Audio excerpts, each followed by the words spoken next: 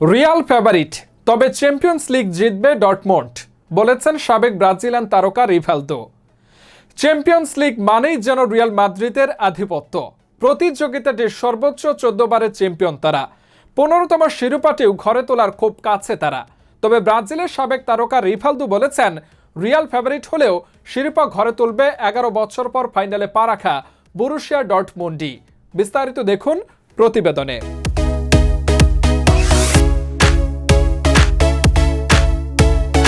ইউরোপীয় ক্লাব ফুটবলের শ্রেষ্ঠত্বের লড়াই উয়েফা চ্যাম্পিয়ন্স লিগ। গত এক বছর ধরে 32 দলের দীর্ঘ লড়াই শেষে শিরোপার মঞ্চে পা রেখেছে দুদল।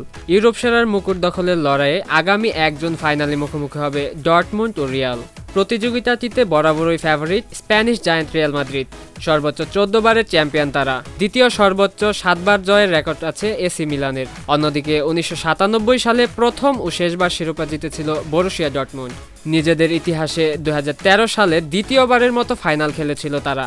রিয়াল যেখানে 15তম শিরোপা ঘরে তোলার অপেক্ষায়, সেখানে কেবল দ্বিতীয়বার চ্যাম্পিয়ন হওয়ার স্বপ্নে বিভোর জার্মান জায়ান্টরা।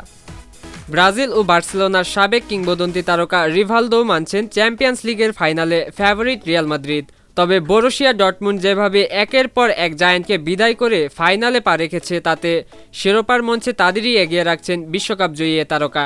বেটফায়ারকে দেয়া এক বিশেষ সাক্ষাৎকারে রিভালদো বলেন, আমি কয়েক সপ্তাহ আগেই বলেছিলাম ফাইনাল হবে রিয়াল মাদ্রিদ ও বরুশিয়া ডর্টমুন্ডের মধ্যে। আরও বলেছিলাম চ্যাম্পিয়ন্স হবে ডর্টমুন্ড।